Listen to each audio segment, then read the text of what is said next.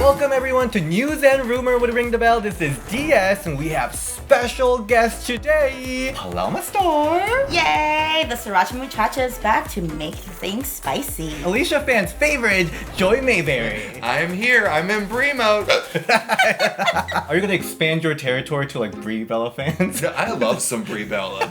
No one comes from my Brie. He has a Brie Bella little teddy bear too. Should I bring him? Do you have it? I have it. I just saw him. Love Brie it. mode, and he's just as drunk as I am. Do the Brie drop. Ooh, ooh. Oh. This weekend is stomping.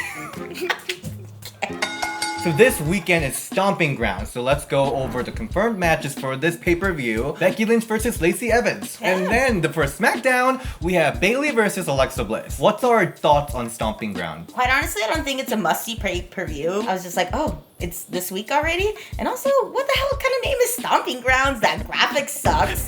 It just came out of nowhere. Hey. I know I'm never super like salty about anything. I'm just like super, but like I just hate the name. I hate the You graphic. guys remember old school SmackDown where the lugs had the boot of the week or whatever? That's what I think of. It's better than Great Balls of Fires, I think. Oh so, my you gosh, know. I remember that graphic too. You forgot about one match that I think is going to be on this show. What is it? Nina West versus Silky Ganache, because this show seems very meh.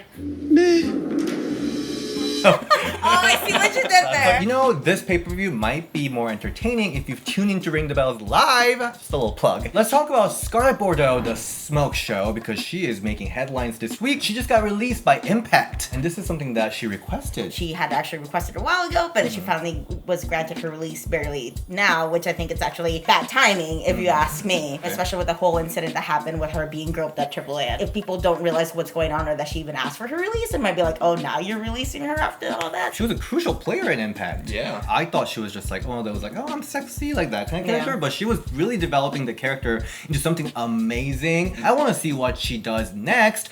But as you just talked about, that whole controversy of fan groping her at the AAA show. Oh, I've never been so mad watching a GIF. Who does that? Who thinks Lucha that? fans, I'm just kidding. No, it's because the thing is, so Lucha fans are a way different level of fans and fandom than I've experienced myself personally. They're very vocal, very wants to be hands-on, want to like get in the action to the point where they almost don't care. Not they're entitled to it, but like, oh shit, like the action's right here, maybe I could in it. So once I saw it, I'm like, oh, of course it was at AAA. You know, that kind of thing. I mean, unfortunately, I don't want the incident to happen at all, but if anything, I'll be like, oh yeah, of course it was in AAA. Like I said, those fans are already like riled up, super into it, and it's a way different, I guess, fan experience than here in the States where it's the very, you know, line of like, you don't cross this line. If you cross this line, you will get punched in the face. You just have to go to a Lucha show in Mexico to really understand like what the fans are on a way different level. Of course, not justifying it by any means, but it's kind of like, of course it happened. That's in Mexico? Yes. That is really interesting because like different countries have different culture. Like Yes. Japan, I heard You're just like No, it's wrong. No matter what country you're at, no yes. matter what company you're at, you should do not touch wrestlers. Like for reals, anybody, do not touch wrestlers. This is becoming a real issue. thing. Wasn't Taya Valkyrie someone like spit at her? A fan was talking shit to her because she was a heel, so she was trying to get heat. But then she spilled the fan's beer, which then caused the fan to spit at her. And then also the incident before that with the whole bully ray where the fan got backstage and all that stuff. I'm sure it happens more than we hear about it, but like now I feel like there's a bigger spotlight on them with all these fan incidents. If you can't interact with the wrestlers like accordingly, then why are you even doing it? So many indie wrestlers now have such a large platform Yeah, that's so that true. these videos are surfacing more. Little PSA for everyone: don't touch the wrestlers. No matter what. Unless they welcome you like Joey Ryan. Is there water? I need water.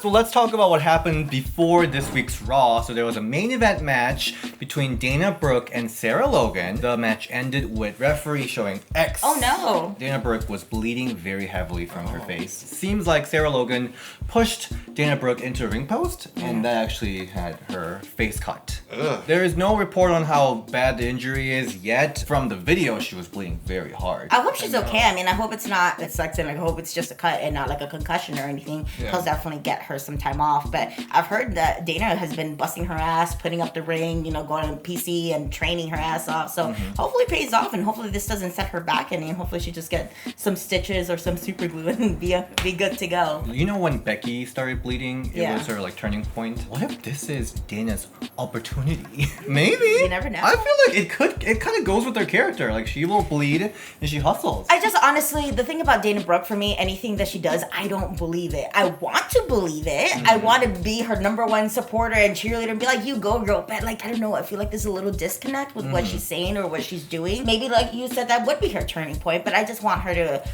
herself believe it more so I can believe it more. Her character, something's a little disjointed. Yeah, It's a little. it's just like some spice. Hope the injury is not too bad and speedy recovery for her. Interesting news. I feel like you'd be very interested in this. Mickie James released her own MILF merch.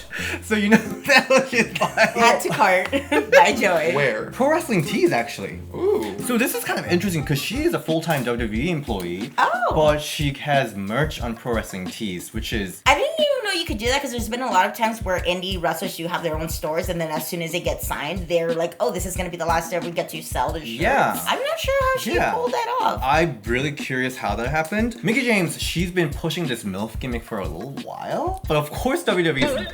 Not probably going with it. Excuse me. Oh, I want it. Excuse me. She looks very hot in that. Her store reads the official merchandise store of the woman, the MILF, the legend. And That is great. it's just MILF money. I think she wants an out. Probably. If she's really pushing MILF to the front. Good for her embracing it. Go for it. I mean, you know, own it. Like, if people are going to call her that, might as well make some money off of it, you know? Got that MILF money.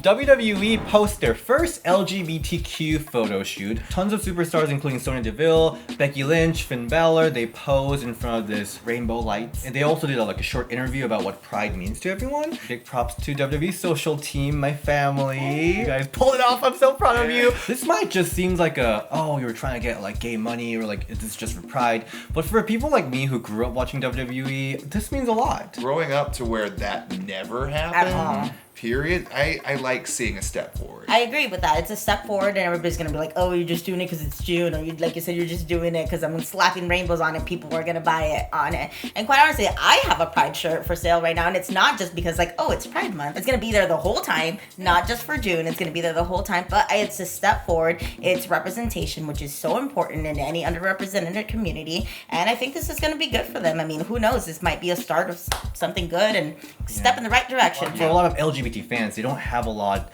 of people to talk about wrestling with because Yeah. a lot of wrestling fans are not like that. And even going to some of the shows, a lot of times I felt like I was very out of place. Yeah. But WWE pushing this like gallery really means a lot for people like me. I do hope though it becomes like a year-long thing. I hope where- so too. Yeah. As opposed to just like, oh, hey, it's June. Let's do this just for Pride Month or whatever. I hope it's a year-long thing, and I hope they continue to show LGBTQ wrestlers and have more LGBTQ wrestlers, Absolutely. honestly. Oh, Sonya and Pat Patterson's photo where they're hugging. All the feelings. All So the feelings. cute. In this photo shoot, one person received a little bit of a Oh, backlash. yeah. I read that article. And it is Dana Warrior wearing Ultimate Warrior's makeup, and she wrote a tweet about Pride. Kind of an eye roll because we know the history of Ultimate Oh Warrior. my gosh. Yeah. And his homophobic statements. You know, WWE has been really trying hard to like rewrite history on Ultimate Warrior. For sure. Yeah. They've been really pushing Ultimate Warrior as like the symbol of like anti-bullying. Oh, the real person was not like that. Not at all. Even some of the like non-wrestling videos you see of him are practically wrestling videos because the real person was not very far-fetched from the Ultimate Warrior character.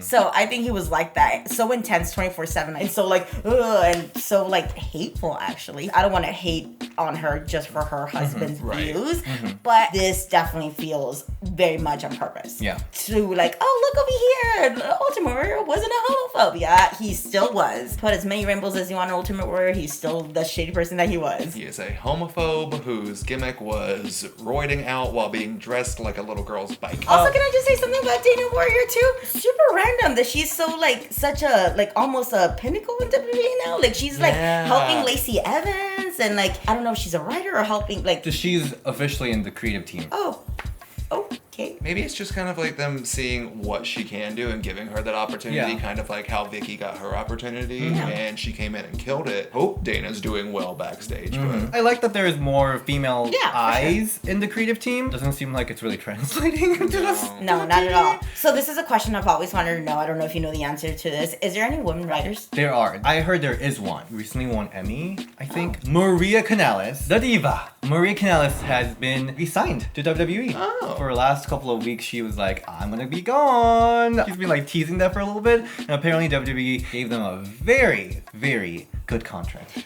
I think WWE has been doing a lot of these 5-year contracts to a lot of like their mid-carders and stuff like that, just to keep them around. I know they tried to offer that to the Revival and then they said no, but I feel like that's their like almost like go-to now. I mean, Maria did good, really good when she was like a New Japan, being the manager and all that stuff. But she's a great manager. yeah, she's a really great manager for sure. She did a really good job in Impact doing like a little women's championship run. Hope I can see Alicia Fox and Maria tag team. I'm okay with it. I don't know exactly what it will be, but I think the promos The will be OGs, I don't know. Yeah, that'd be fun. Yeah. Lastly, AEW, Tony Khan had a little interview with Steve Austin, and he mentioned that Women's Tag Team Championship is something that he's planning to bring to AEW. I'm glad that it's coming. You know, more opportunities for women wrestlers anywhere and everywhere is a good thing. So, Yeah. Have they announced the actual women's championship yet?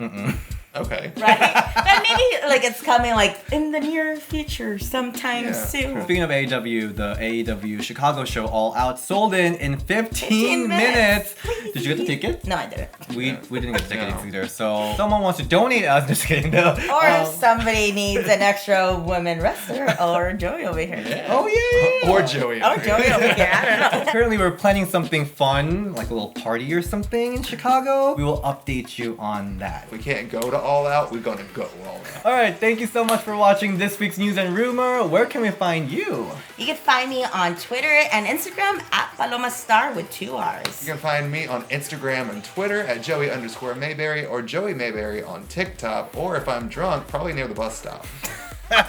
Okay. And you can find me at DS Shan. Thank you so much. Bye. Bye.